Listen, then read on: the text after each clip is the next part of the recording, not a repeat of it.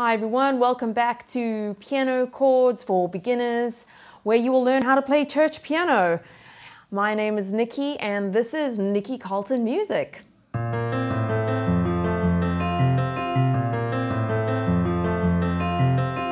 In the previous tutorial, I showed you how to play a major and a minor chord, 1, 3, 5 and 1 flattened 3, 5.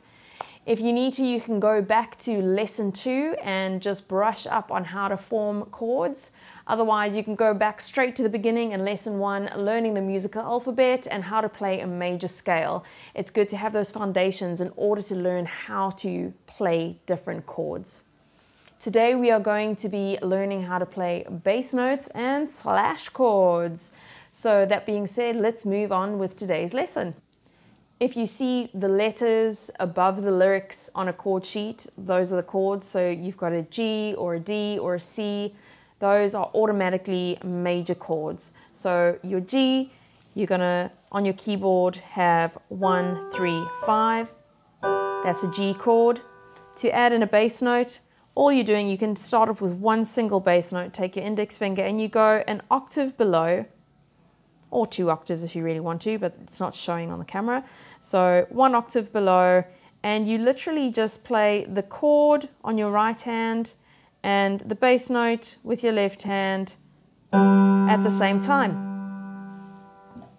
And it just adds some warmth and some oomph to a chord. Otherwise, everything is kind of top-endy. And you can, the same goes with a minor. So for example, if you're playing an E minor, remember you've got 1, 3, 5, you flatten your third in order to get the minor, so E minor. And all you're doing is adding the E bass note, which is an octave below, and you play it at the same time. So the bass note doesn't change whether it's a major or minor chord. If it's a major chord, you play the same bass note. G becomes a G bass note. E minor is an E bass note.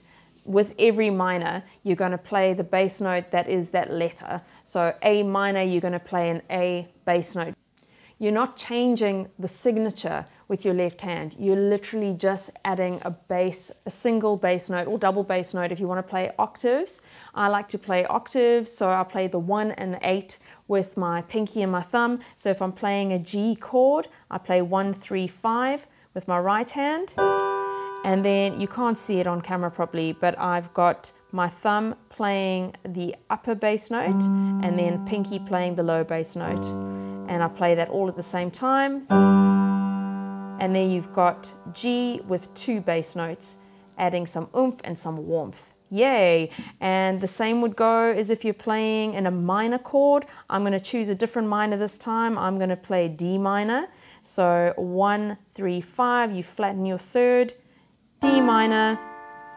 I'm then going to play a bass note with my thumb, add another bass note, an octave below with my pinky. When you play them all at the same time, D minor with double bass notes. And it's as simple as that. Slash chords can be a little bit confusing at first, but once you get it, it really isn't that complicated. So a slash chord looks something like this. It's usually going to be like a G over B, D over F sharp, C over E. All it means is the first letter within that slash chord, which means the letter on the left-hand side of the slash. That's your main chord. You're going to be playing that with your right hand. So a C over E, you're going to play the chord C with your right hand here. And then whatever note is on the right-hand side of the slash, you play with your left hand. So that's where it gets a little confusing, is left of the slash you play with your right, right of the slash you play with your left. So C over E, you play the C with your right hand, the chord, and you play the bass note with your left hand. So here's your E note. I like to play again octaves, so I play 2 E's an octave apart, bass notes only. And that is your C over E.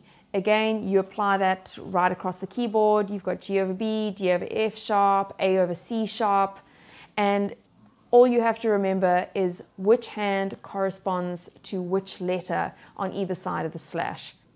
Give yourself time, apply yourself, practice, you will improve, you will get a better understanding of how this all works together. Make sure that you take your time to learn each section so that you don't confuse yourself trying to throw too many things together at once. Go through each lesson slowly and methodically, making sure you get each thing right before you move on to the next stage. Because once you've got it all, it is just amazing to be able to look at a chord sheet and be able to play and sing and worship, and that is what we're aiming for. So I hope you enjoyed this lesson. If you've got any questions, be sure to put them in the comment section below and I will get back to you as best as I can. Be sure to give this video a like, share it with your friends who might want to learn how to play piano chords for beginners. And don't forget to subscribe and hit that notification bell to be sure to keep up to date with new videos. I will see you for our next lesson and have a great day. Bye! And, what